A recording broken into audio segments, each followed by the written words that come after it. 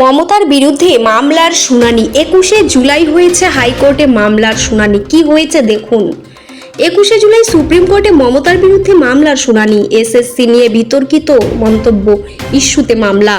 School service কমিশনের 20,000 চাকরি বাতিল মামলায় সুপ্রিম কোর্টের রায় নিয়ে মন্তব্য করেছিলেন মুখ্যমন্ত্রী মমতা বন্দ্যোপাধ্যায়।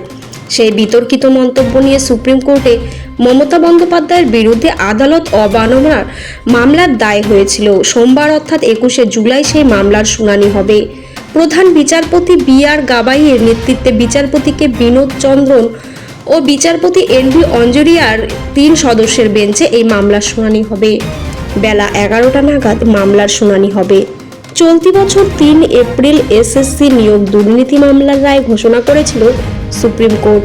তৎকালীন প্রধান বিচারপতি সঞ্জীব খান্না ও বিচারপতি সঞ্জয় কুমারের বেঞ্চে দুর্নীতির অভিযোগে 26,000 চাকরি বাতিল করে দেয়। 2016 সালের পুরো নিয়োগের প্যানেলেই বাতিল করে দিয়েছিল। সেই রায় নিয়ে সাংবাদিক বৈঠক করেন মমতা।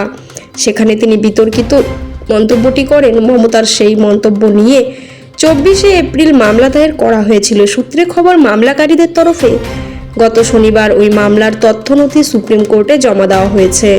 মামলাকারীদের পক্ষ থেকে মমতার বক্তব্যের ইংরেজি অনুবাদও জমা দেওয়া হয়েছে।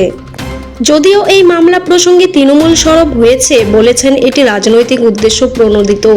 তৃণমূলের পক্ষ থেকে বলা হয়েছে, এসএসসি মামলায় সুপ্রিম কোর্টের রায় মেনেই রাজ্য সরকার যাবতীয় পদক্ষেপ করেছে। ইতিমধ্যেই রাজ্য সরকার এসএসসি নিয়ে বিজ্ঞপ্তি জারি করেছে, পরীক্ষার দিনও ঘোষণা করেছে। যদিও তাই নিয়েও একাধিক মামলা দায়ের করা হয়েছে।